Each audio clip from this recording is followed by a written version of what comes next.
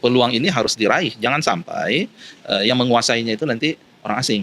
Untuk persaingan pekerjaan Pak, sekarang kan persaingan pekerjaan nggak cuma sama manusia, tapi sama teknologi, ada artificial Bersaing sama intelligence, robot ya? sama AI, bahkan penyiar aja udah ada AI loh Pak. Oh begitu ya? Nah ini ada aturannya nggak yang lagi digodok sama Kemenaker, supaya orang-orang nggak kehilangan pekerjaan bersaing sama AI? Tidak semuanya itu dengan aturan, ya. Jadi terkait tentang AI, kemudian teknologi ke depan, ya, ini suatu tantangan sekaligus peluang. Oke. Ya, peluang ini yang penting nih buat adik-adik, buat teman-teman gitu ya. AI atau teknologi informasi, kemudian termasuk robotik, kemudian terkait tentang macam-macam teknologi informasi komunikasi, itu bisa menjadi suatu peluang untuk ciptaan lapangan kerja baru. Pekerjaan-pekerjaan yang sifatnya repetitif, ya repetitif itu berulang gitu ya, yang kemudian dianggap bisa digantikan oleh mesin, ya. Saya melihat memang trennya akan terjadi pengurangan. Ya.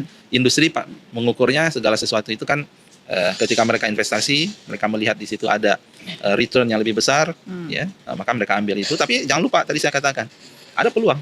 Ya. Misalnya dengan AI sekarang, ya sudah mulai banyak muncul konsultan AI.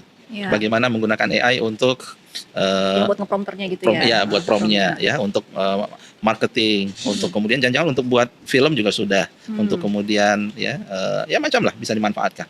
Ya. Kemudian terkait dengan data, terkait dengan security.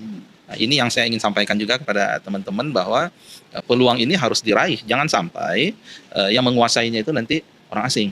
Ya, kita hanya jadi penonton gitu ya, atau hanya jadi user. Kita adalah bangsa yang besar yang harus kita siap bahwa kita lah yang harus menjadi pengembangnya.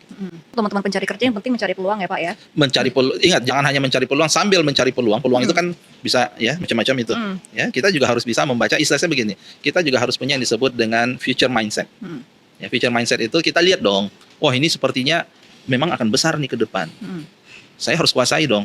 Ya, bagaimana cara menguasainya? Inilah kami dari Kementerian Ketenagakerjaan, kita punya balai-balai, ya, kita sedang revitalisasi BLK kita, balai kita, ya, kita sedang training of trainers, para instruktur-instruktur yang siap mengajarkan materi-materi terkait dengan kekinian. Itu termasuk salah satunya itu adalah AI, smart operation dan seterusnya.